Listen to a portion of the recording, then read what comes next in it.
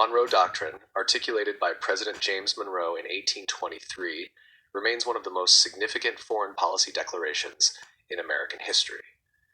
It established a framework for U.S. interaction with the Western Hemisphere, declaring opposition to European colonialism and intervention in the Americas. While its initial intentions were to safeguard newly independent Latin American nations from European aggression, the doctrine's subsequent interpretations and applications often prioritized U.S. interests, leaving a complex and ambivalent legacy in Latin America. Origins and principles of the Monroe Doctrine. The Monroe Doctrine emerged in a period of intense geopolitical transformation. By the early 19th century, most of Latin America had achieved independence from Spain and Portugal, driven by revolutions inspired by the ideals of liberty, sovereignty, and self-determination. However, the nascent republics faced external threats as European powers, particularly the Holy Alliance, comprising Russia, Prussia, and Austria, contemplated restoring Spanish authority in the Americas. The United States, under President Monroe and his Secretary of State John Quincy Adams, viewed European intervention as a direct threat to the Western Hemisphere's political stability and to U.S. influence in the region. On December 2nd, 1823, Monroe declared in his annual message to Congress that the Americas were no longer open to European colonization, and that any attempt to extend European control over independent nations in the Western Hemisphere would be viewed as a hostile act against the United States. The Monroe Doctrine rested on three core principles. 1. Non-colonization. Europe should not establish new colonies in the Americas. 2. Non-intervention. European powers should refrain from interfering in the affairs of independent nations in the Western Hemisphere. 3. Non-interference by the United States. In return, the United States pledged to avoid involvement in European conflicts and internal matters. Though the doctrine expressed solidarity with Latin American nations, its primary goal was to safeguard U.S. strategic interests, particularly by minimizing the presence of European powers near American borders. Early reception and limited enforcement. The Monroe Doctrine had a limited immediate impact. Latin American countries, preoccupied with internal challenges, regarded the statement with skepticism. They recognized that the United States lacked the military power to enforce the doctrine, and that it largely depended on British naval supremacy to deter European intervention. Britain, with its economic interests in Latin America, supported the doctrine's principles and used its navy to discourage European powers from reasserting colonial control.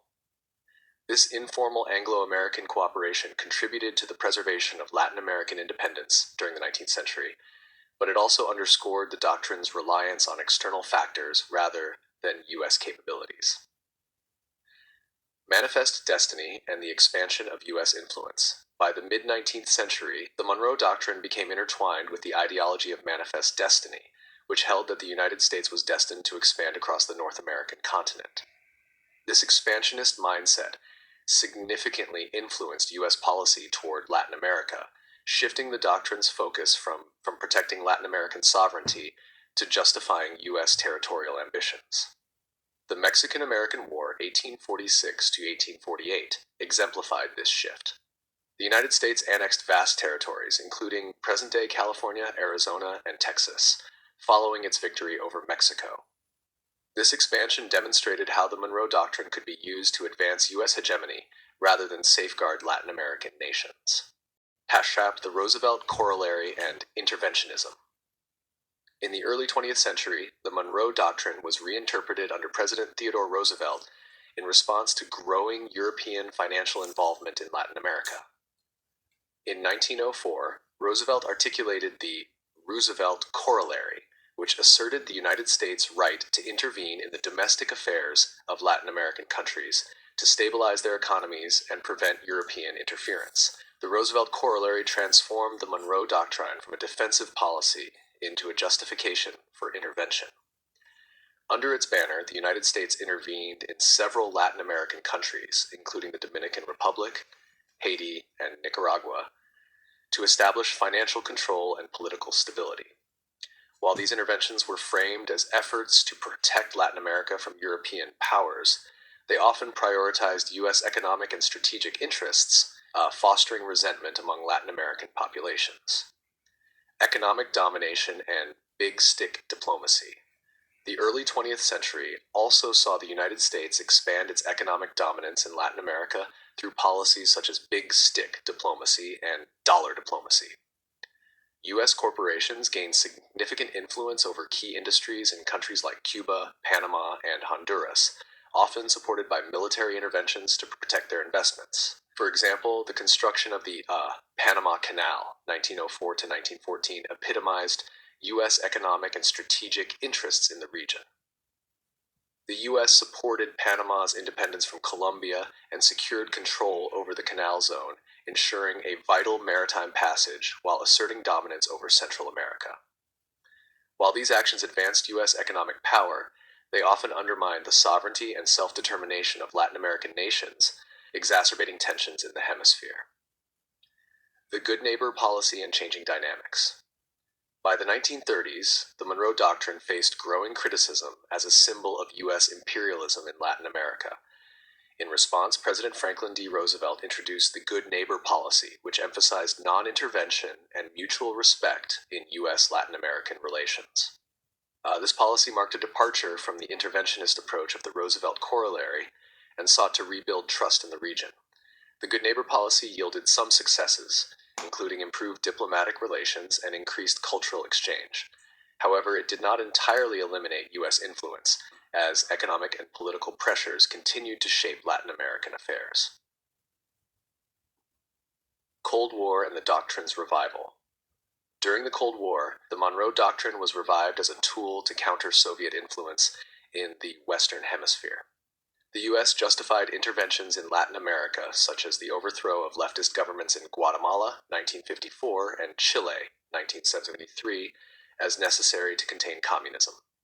The Cuban Missile Crisis, 1962, represented a critical moment when the Monroe Doctrine's principles were invoked to demand the withdrawal of Soviet missiles from Cuba.